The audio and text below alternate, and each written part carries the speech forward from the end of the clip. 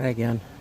So I decided I needed to finally lube the tracks on my side door here. There's a top track with a roller, and there's a bottom track with a roller. I bought this at Walmart for about $6, just under $6. I've noticed that other people use this. From what I gather, it's the right thing to use. There was, in the RV section at Walmart, a slide out lubrication. I thought about using that. They're about the same price, but I'm going to use this. I'll lubricate the latch here too.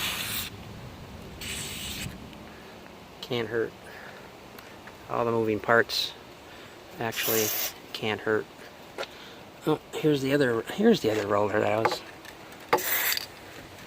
Can't really get in there. I'll have to close the door. Close the door to get at that. It's gonna make a mess.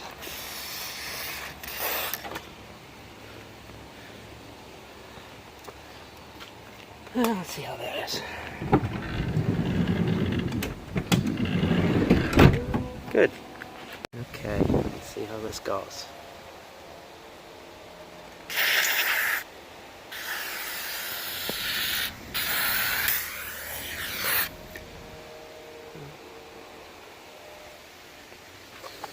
And down here, can't really see the roller.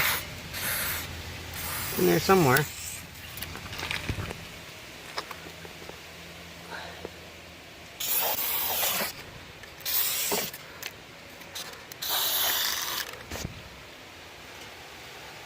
That should work. I just got sick of it being this grainy.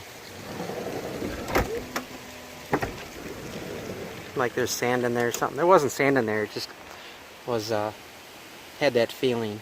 It didn't roll really good. And it seems okay now. I think that'll work. So, I think you should maintain this stuff instead of waiting for it to break. So back in years ago on one other van I used like a petroleum jelly or like a KY jelly to lubricate it. It worked, but I think it picked up, that stuff would pick up dirt.